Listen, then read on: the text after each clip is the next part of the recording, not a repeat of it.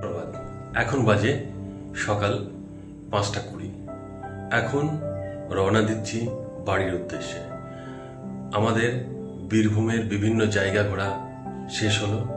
শেষ করে বাবাকে নিয়ে আজকে বাড়ি ফিরব এবং যাবার পথে বীরভূম জেলার একটি জাগ্রত শিব মন্দির দর্শন করব। এটি যাওয়ার পথেই পড়বে কলেশ্বরে।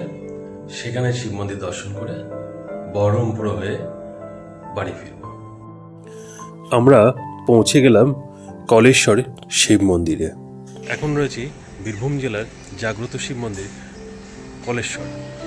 সাঁইথিয়া থেকে এই মন্দিরের দূরত্ব 20 কিলোমিটার। বহরমপুর থেকে সাঁইথিয়া যাওয়ার পথে পরে কলেশ্বর মোড়, আর মোড়ের থেকে সামান্য এগোলেই এই মন্দির। মন্দিরের গর্ভগৃহে প্রবেশের মুখেই দুপাশে রয়েছে নন্দিয়া আর ভেঙ্গি।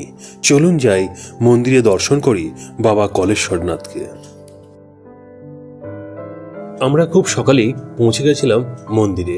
তখন স্থানীয় একজন মন্দির পরিষ্কার করছিলেন। আমরা দর্শন করে নিলাম বাবা কলেশ্বরকে। জনশ্রুতি আছে যে একদা বহু মুনি ঋষির সাধন ক্ষেত্র ছিল এই কলেশ্বর ধাম।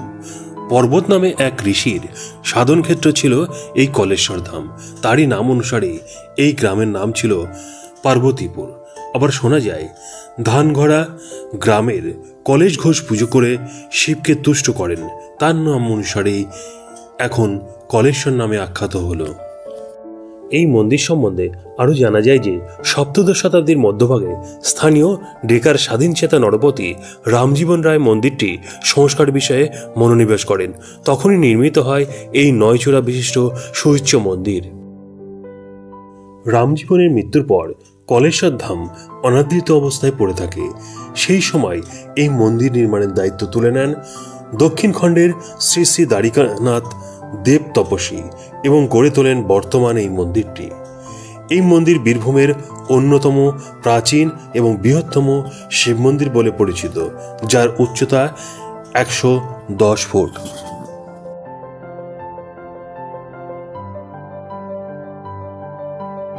এই মন্দির চত্বরে রয়েছে ষষ্ঠী মন্দির, শ্যামামায়ের মন্দির, মহাকাল ভৈরব মন্দির। দেবকুণ্ড নামে এক পবিত্র কুণ্ড রয়েছে, যেখানে শিবরাত্রির সময় ভক্তরা স্নান করে পুজো দেন। ফাল্গুন মাসের শিব চতুর্দশীতে এই কলেশ্বর ধামে শিবরাত্রি উপলক্ষে 7 দিনব্যাপী মেলা অনুষ্ঠিত হয়। এছাড়াও সারা বছরই পুণ্যার্থীদের আনাগোনা লেগেই থাকে এই কলেশ্বর ধামে।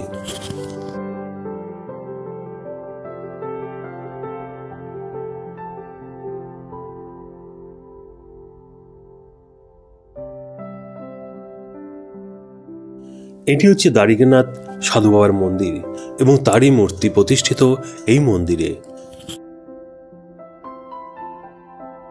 আমরা মন্দির দর্শন করে ফিরে যাব বাড়ির দিকে। মন্দির চত্বরটা বেশটাই বড়। চারদিকটা ঘুরে দেখলাম। বিভিন্ন মন্দির ছোট ছোট রয়েছে এর মধ্যে।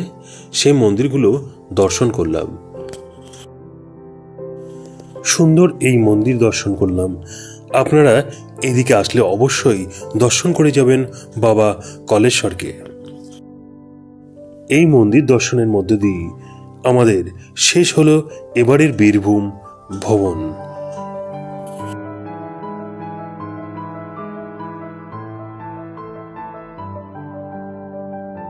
এই মন্দিরের এই ভিডিওটি আপনাদের কেমন লাগলো তা অবশ্যই কমেন্ট করে জানাবেন। যদি ভালো লেগে থাকে লাইক শেয়ার করতে একদম ভুলবেন না। আর আমার চ্যানেল নতুন হয়ে থাকলে চ্যানেলটি সাবস্ক্রাইব করবেন। আর আমার এই ভিডিও আমার ফেসবুক পেজ থেকে দেখলে পেজটিকে ফলো করবেন। ভালো থাকবেন, সুস্থ থাকবেন। দেখা হবে পরবর্তীতে নতুন কোনো ভিডিওতে।